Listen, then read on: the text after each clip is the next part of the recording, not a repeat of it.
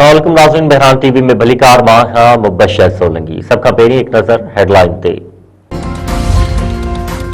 Parliament जो गॾियल इजलास अॼु थींदो। अहम कानून साज़ी जो इम्कान। पीपल्स पार्टी पार्लियामेंट जे गॾियल इजलास में शिरकत कंदी। आज़म नज़ीर तारड़, नवीद कमर ऐं एजाज़ ज़खरानी विच में मुलाक़ात बैदि नवाज़ लीग ऐं पीपी विच में मामला तय थी विया। पीपल्स पार्टी के दानिश स्कूल समेत मुख़्तलिफ़ बिलनि ते ख़दशा। एमक्यूएम मेंबर राणा सनावला सां मुलाक़ात कंदा। इंसानी हक़नि जी अॻवान ईमान मज़ारी मुड़िस हादी चट्ठा समेत गिरफ़्तार। इस्लामाबाद पुलिस हाईकोर्ट बार जी वेन खे रोके ईमान मज़ारी ऐं हादी चट्ठा खे गिरफ़्तार कयो। ॿई वकील इस्लामाबाद हाईकोर्ट बार खां डिस्ट्रिक्ट कोर्ट वञी रहिया हुआ। तकरारी ट्वीट केस में अदालत ईमान मज़ारी ऐं हादी चट्ठा जूं ज़मानत वारियूं दरख़्वास्तूं ख़ारिज करे ॿिन्ही खे गिरफ़्तार करे पेश करण जो हुकुम ॾिनो हो। गुल प्लाज़ा में सड़ी फौत थियलनि जे लाशनि जी सुञाणप जो अमल जारी।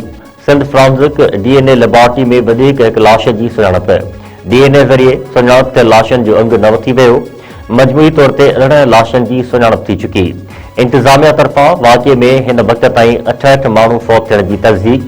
डीसी ॾखण जो चवणु आहे त सर्च ऑपरेशन हतमी मरहले में आहे, अॼु मुकमल थी वेंदो। लकी गुलाम शाह जो पुलिस ऐं ॾोहारनि विच में मुक़ाबिलो। एसएचओ शहीद। सखर शिकारपुर रोड ते हथियारबंदनि पारां कोच खे रोके मुसाफ़िरनि खां लखें रुपयनि जी फुरलुट। पुलिस पहुचण ते मुक़ाबिलो। ॾोहारनि जी फायरिंग में एसएचओ खमीसो ख़ान बिरोही शहीद थी वियो। शहदादकोट वेझो शादी जी तकरीब में हवाई फायरिंग। घोट जो चाचो मारिजी वियो। ॻोठ अली हसन बिरोही में काज दौरान ख़ुशीअ में कयल फायरिंग हयाती खसे वरिती। गोली लॻण करे 45 वरनि जो इरशाद अली बिरोही मारिजी वियो।